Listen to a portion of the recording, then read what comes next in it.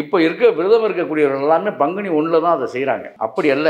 2 மாதங்களுக்கு இணக்கமான 2 மாதங்களுக்கு இடைவெளியில் உருவாகக்கூடிய ஒரு விரத அனுஷ்டானம்ங்கிறத நம்ம இந்த பதிவின் மூலமாக நம்ம தெரிஞ்சுக்கணும், மக்களுக்கு சொல்லிடுறோம். இப்போ மாசி மாதத்தினுடைய கடைசி நாளில் இந்த விரதத்தை தொடங்கணும். அப்போ மாசி மாதத்துடைய கடைசி நாளில் விரதம்னா எச்சில் கூட விழுங்கக்கூடாது. அதான் விரதம். இல்லாட்டி விரோதம் என்று சொல்லப்படும் என்னுடைய பார்வையில். விரதம் அப்படின்னா எதற்காக இருக்கிறோமோ அதை நோக்கிய கவனமும் எண்ணமும் நமக்குள்ள இருந்துகிட்டே இருக்கணுங்கிறதுக்காக தான் மாற்று விடயங்கள்ல நம்முடைய எண்ணம் போகக்கூடாதுங்கிறதுக்காக தான் எதையும் சாப்பிடக்கூடாதுன்னு சொல்லி வச்சாங்க பெரியவங்க. வேற ஒன்றும் இல்லை, நம்ம சாப்பிட்ற உணவுகள்லாம் நம்முடைய எண்ணங்களை மாற்றுங்கிறது உண்மையான விஷயம். அப்ப உணவுலாம் அன்னைக்கு இல்லாம விரதம் இருந்து ஒரே நினைவாக இருந்து கணவனின் நலம் கருதி அதாவது நாங்கள் நீண்ட காலம் என்னுடைய கணவன் உயிரோட இருக்கணும், அவருக்கு ஆயுள் நலம் சிறப்பு எல்லாமே சிறப்பாக இருக்கணும், எங்களுடைய குடும்ப வாழ்க்கை இனிமையாக இருக்கணும் அப்படின்னு வேண்டப்படுற கணவனுக்காக வேண்டிக் கொள்ளக்கூடிய இந்த பிறந்த நிகழ்வு தான் இந்த விஷயம்.